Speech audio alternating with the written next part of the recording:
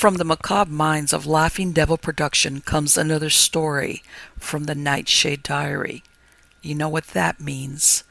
Check under the bed and make sure no one or nothing is there. Is the closet door securely shut?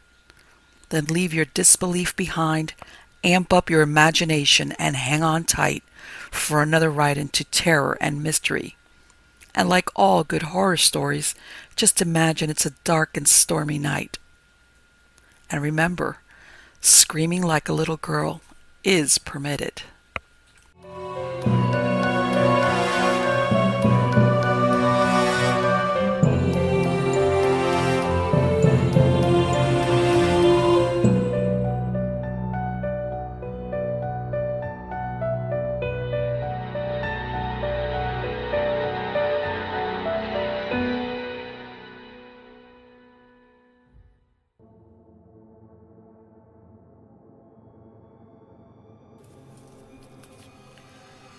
In Kropfsberg Keep by Ralph A. Cram.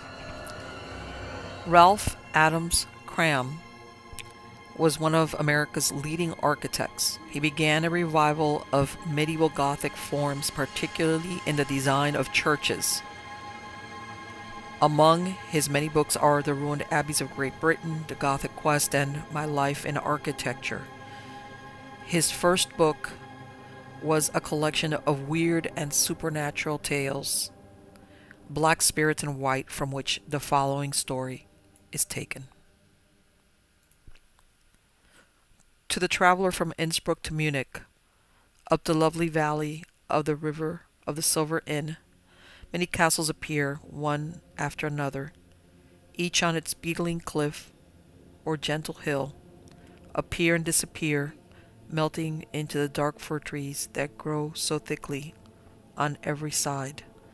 Lanik, Lichtwer, Ratholz, Tratsberg, Matsen, Novsberg, gathering close around the entrance to the dark and wonderful Zillerthal. But to us, Tom Rendell and myself, there are two castles only. Not the gorgeous and princely Ambrose, nor the noble old Tratsberg, with its crowded treasures of Solomon's splendid medievalism, but little Matsen, where eagle hospitality forms the new life of a never-dead chivalry. In Kropfsberg, ruined, tottering, blasted by fire and smitten with grievous years, a dead thing, and haunted, full of strange legends and eloquent of mystery and tragedy. We were visiting the Von Sees at Matsen and gaining our first wondering knowledge of the courtly, cordial castle life in the Tyrol, of the gentle and delicate hospitality of noble Austrians. Brixleg had ceased to be but a mark on a map, and had become a place of rest and delight, a home for homeless wanderers on the face of Europe, while Schloss Matsen was a synonym for all that was gracious and kindly and beautiful in life. The days moved on in a golden round of riding and driving and shooting, down to Landl and Thiersee for chamois, across the river to the magic Ashen Sea, up to Zillerthal, across the Schmurner Joch, even to the railway station at Steineck, and in the evenings, after the late dinners in the upper hall, where the sleepy hounds leaned against our chairs, looking at us with suppliant eyes, in the evenings when the fire was dying away, in the hooded fireplace in the library, stories and legends and fairy tales, while the stiff old portraits changed countenance constantly, under the flickering firelight, and the sound of the drifting in came softly across the meadows far below. If ever I tell the story of Schloss Matsen, then will be the time to paint the too inadequate picture of this fair oasis in the desert of travel and tourists and hotels. But just now it is Kropfsberg, the silent, that is of greater importance, for it was the only in Matsen that the story was told by Fräulein E., the gold-haired niece of Frau von C., one hot evening in July, when we were sitting in the great west window of the drawing-room after a long ride up to Stalenthal.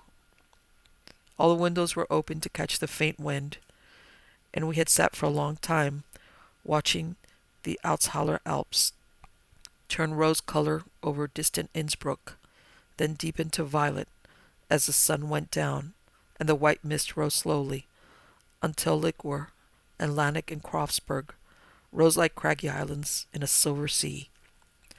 And this is the story of Fraulein E. told it to us, the story of Kropfsberg Keep. A great many years ago, soon after my grandfather died and Matson came to us, when I was a little girl and so young that I remember nothing of the affair except as something dreadful that frightened me very much. Two young men who had studied painting with my grandfather came down to Brixleg from Munich, partly to paint and partly to amuse themselves, ghost hunting, as they said. For they were very sensible young men and prided themselves on it, laughing at all kinds of superstition, and particularly at that form which believed in ghosts and feared them. They had never seen a real ghost, you know, and they belonged to a certain set of people who believed nothing they had not seen themselves, which always seemed to me very conceited. While they knew that we had lots of beautiful castles here in the lower valley, and they assumed, and rightly, that every castle has at least one ghost story connected with it. So they chose this as their hunting ground. Only the game they sought was ghosts, not chamois. Their plans was to visit every place that was supposed to be haunted, and to meet every reputed ghost and prove that it really was no ghost at all. There was a little inn down in the village then, kept by an old man named Peter Roskoff, and the two young men made this their headquarters. The very first night they began to draw from the old innkeeper all that he knew of legends and ghost stories connected with Brixleg and its castles, and as he was a most garrulous old gentleman, he filled them with the wildest delight by his stories of the ghosts of the castles about the mouth of the Zillerthal. Of course, the old man believed every word he said, and you can imagine his horror and amazement when, after telling his guests the particularly blood-curdling story of Kropfsberg and its haunted keep, the elder of the two boys, whose surname I have forgotten, but whose Christian name was Rupert, calmly said, "Your story is most satisfactory. We will keep in Kropfsberg Keep tomorrow night, and you might provide us with all that we may need to make ourselves comfortable." The old man nearly fell into the fire. "What for a blockhead are you?" he cried with big eyes. "The keep is haunted by Count Albert's ghost, I tell you." "That is why we are going there tomorrow night. We wish to make the acquaintance of Count Albert." "But there was a man stayed there once, and in the morning he was dead." "Very silly of him. There are two of us, and we carry revolvers." "But it's a ghost, I tell you," almost screamed the innkeeper. "Are ghosts afraid of firearms?" "Whether they are or not, we are not afraid of them." Here the younger boy broke in. He was named Otto van Kleist. I remember his name, for I had a music teacher once by that name. He abused the poor old man shamefully, told him that they were going to spend the night in Kropfsberg in spite of Count Albert and Peter Roskoff, and that he might as well make the most of it and earn his money with cheerfulness. In a word, they finally bullied the old fellow into submission, and when the morning came, he set about preparing for the suicide, as he considered it, with sighs and mutterings and ominous shakings of the head. You know the condition of the castle now. Nothing but scorched walls and crumbling piles of fallen masonry. Well, at the time I tell you of, the keep was still partially preserved. It was finally burnt out only a few years ago by some wicked boys who came over from Jenbach to have a good time. But when the ghost hunters came, though the two lower floors had fallen into the crypt, the third floor remained. The peasants said it could not fall, but that it would stay until the day of judgment, because it was in the room above that wicked Count Albert sat watching the flames destroy the great castle and his imprisoned guests, and where he finally hung himself in a suit of armor that had belonged to his medieval ancestor, the first Count Kropfsberg. No one dared touch him, and so he hung there for 12 years, and all the time venturesome boys and daring men used to creep up the turret steps and stare awfully through the chinks in the door at that ghostly mass of steel that held within itself the body of a murderer and suicide, slowly returning to the dust from which it was made. Finally it disappeared, none know whither, and for another dozen years the room stood empty but for the old furniture and the rotting hangings. So when the two men climbed the stairways to the haunted room, they found a very different state of things from what exists now. The room was absolutely as it was left the night Count Albert burned the castle, except that all trace of the suspended suit of armor and its ghastly contents had vanished. No one had dared to cross the threshold, and I suppose that for 40 years no living thing had entered that dreadful room. On one side stood a vast canopied bed of black wood, the damask hangings of which were covered with mold and mildew.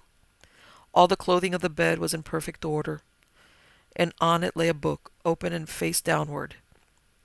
The only other furniture in the room consisted of several old chairs, a carved oak chest, and a big inlaid table covered with books and papers, and on one corner 2 or 3 bottles with dark, solid sediment at the bottom, and a glass also dark with the dregs of wine that had been poured out almost half a century before. The tapestry on the walls was green with mold, but hardly torn or otherwise defaced, for although the heavy dust of 40 years lay on everything, the room had been preserved from further harm. No spider web was to be seen, no trace of nibbling mice, not even a dead moth or fly on the sills of the diamond-paned windows. Life seemed to have shunned the room utterly and finally. The men looked at the room curiously, and I am sure not without some feelings of awe and unacknowledged fear. But whatever they may have felt of instinctive shrinking, they said nothing and quickly set to work to make the room passably inhabitable. They decided to touch nothing that had not absolutely to be changed, and therefore they made for themselves a bed in one corner with a mattress and linen from the inn. In the great fireplace they piled a lot of wood on the caked ashes of a fire dead for 40 years, turned the old chest into a table, and laid out on it all their arrangements for the evening's amusement. Food, 2 or 3 bottles of wine, pipes and tobacco, and a chessboard that was their inseparable traveling companion. All this they did themselves. The innkeeper would not even come within the walls of the outer court. He insisted that he had washed his hands of the whole affair. The silly dunderheads might go to their death their own way. He would not aid and abet them. One of the stable boys brought the basket of food and the wood and the bed up the winding stone stairs, to be sure, but neither money nor prayers nor threats would bring him within the walls of the accursed place. And he stared fearfully at the harebrained boys as they worked around the dead old room, preparing for the night that was coming so fast. At length everything was in readiness, and after a final visit to the inn for dinner, Rupert and Otto started at sunset for the keep.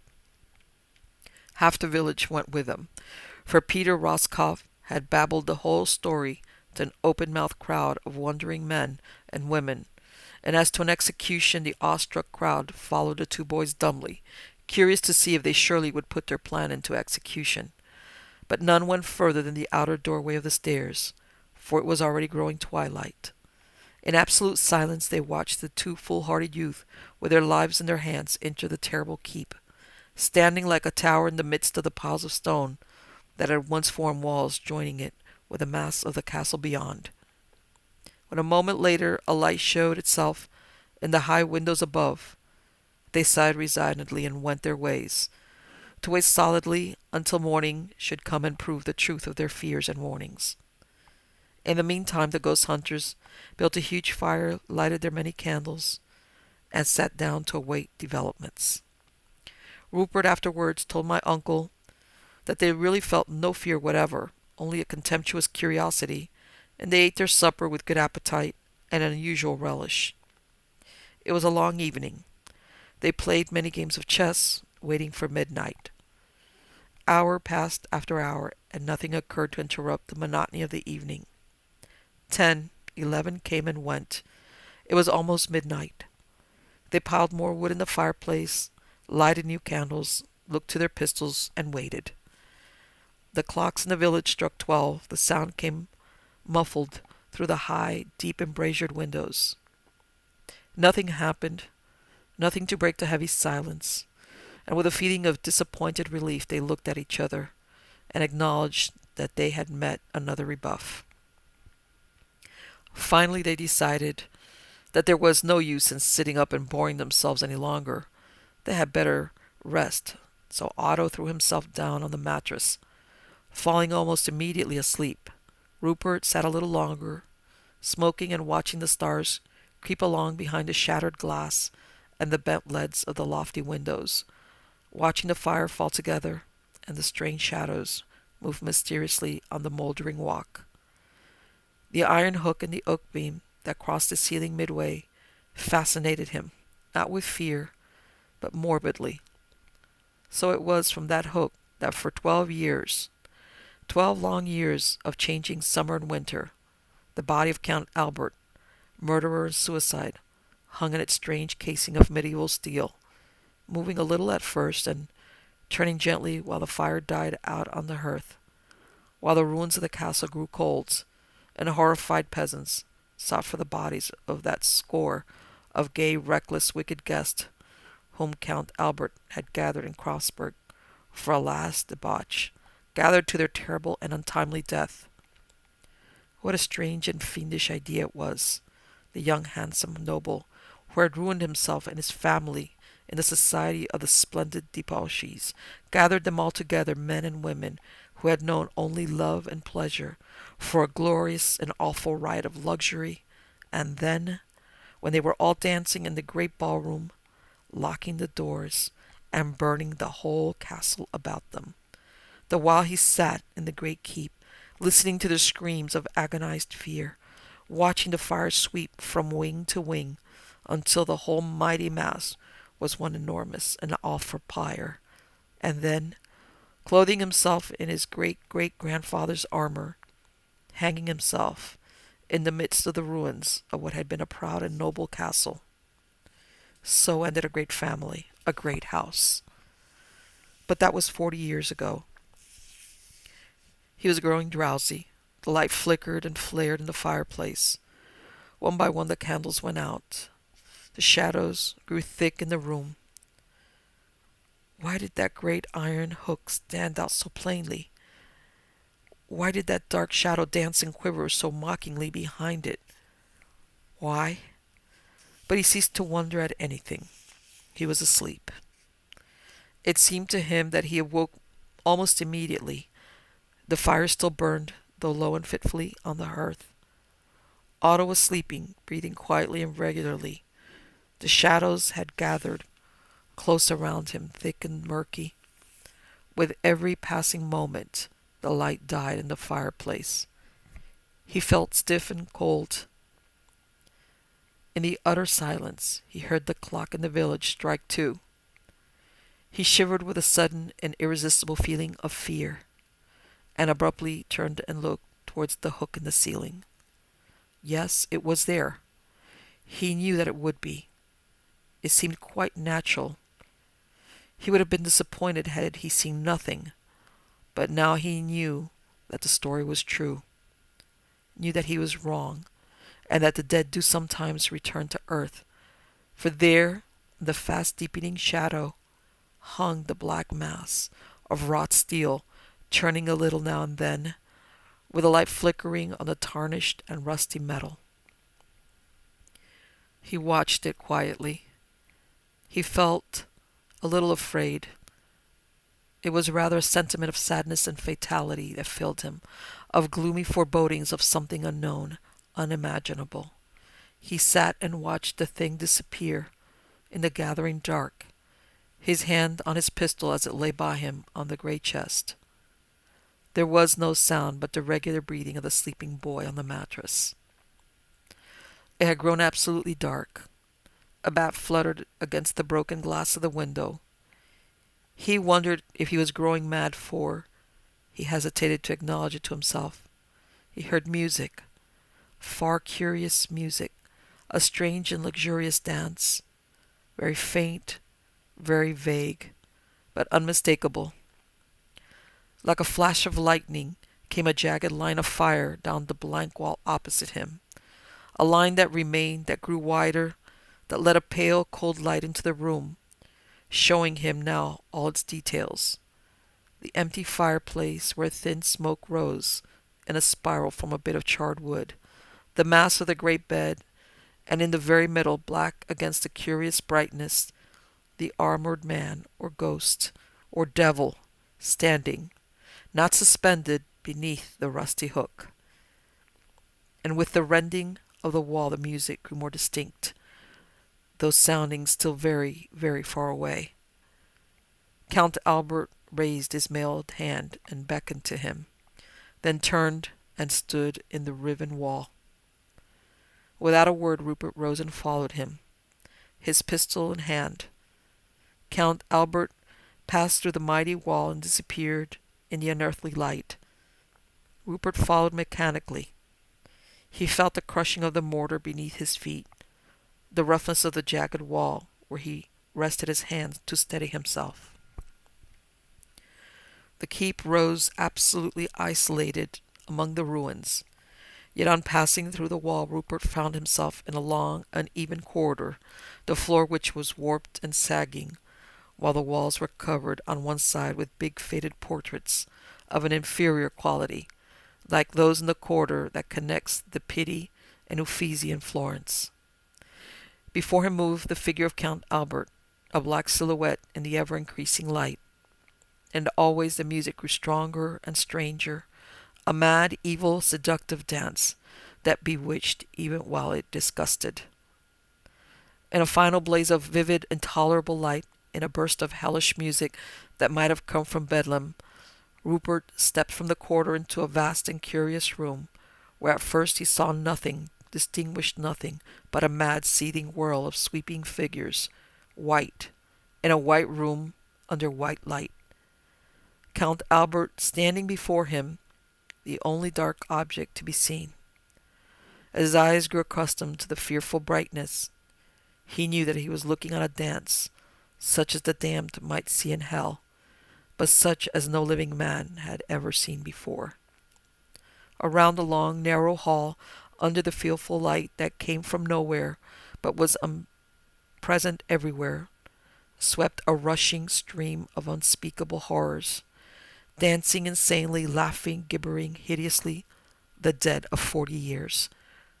White polished skeletons, bare flesh and vesture, skeletons clothed in the dreadful rags of dried and rattling sinews, the tags of tattering grave clothes flaunting behind them. These were the dead of many years ago. Then the dead of more recent times, with yellow bones showing only here and there, the long and insecure hair of their hideous heads writhing in the beating air. Then green and grey horrors, bloated and shapeless, stained with earth or dripping with spattering water, and here and there white beautiful things like chiseled ivory, the dead of yesterday, locked, it may be, in the mummy arms of rattling skeletons. Round and round the cursed room, a swaying, swirling maelstrom of death, while the air grew thick with miasma, the floor foul with shreds of shrouds and yellow parchment, clattering bones and wisps of tangled hair. And in the very midst of this ring of death, a sight not for words nor for thought, a sight to blast forever the mind of the man who looked upon it, a leaping, writhing dance of Count Albert's victims, the score of beautiful women and reckless men who danced to their awful death, while the castle burned around them, charred and shapeless now, a living charnel house of nameless horror. Count Albert, who had stood silent and gloomy, watching the dance of the damned, turned to Rupert and for the first time spoke. "We are ready for you now. Dance." A prancing horror, dead some dozen years, perhaps, flaunted from the rushing river of the dead, and leered at Rupert with eyeless skull. "Dance!" Rupert stood frozen, motionless. "Dance!" His hard lips moved. "Not if the devil comes from hell to make me." Count Albert swept his vast two-handled sword into the fetid air while the tide of corruption passed in its swirling and swept down on Rupert with gibbering grins. The room and the howling dead and the black portents before him circled dizzily around, as with the last effort of departing consciousness, he drew his picture and fired full in the face of Count Albert. Perfect silence, perfect darkness, not a breath, not a sound. The dead stillness of a long-sealed tomb. Rupert lay on his back, stunned, helpless, his pistol clenched in his frozen hand, a smell of powder in the black air. Where was he? Dead? In hell? He reached his hand out cautiously. It fell on dusty boards. Outside, far away, a clock struck 3. Had he dreamed? Of course, but how ghastly a dream. With chattering teeth he called softly, "Otto!" There was no reply, and none when he called again and again. He staggered weakly to his feet, groping for matches and candles. A panic of abject terror came on him. The matches were gone. He turned towards the fireplace. A single coal glowed in the white ashes. He swept a mass of papers and dusty books from the table, and with trembling hands cowered over the embers until he succeeded in lighting the dry tinder. Then he piled the old books on the blaze and looked fearfully around. No, it was gone, thank God for that. The hook was empty. But why did Otto sleep so soundly? Why did he not wake? He stepped unsteadily across the room in the flaring light of the burning books and knelt by the mattress. So they found him in the morning, when no one came to the inn from Kropfsberg Keep, and the quaking Peter Roscoff arranged a relief party. Found him kneeling beside the mattress where Otto lay, shot in the throat and quite dead.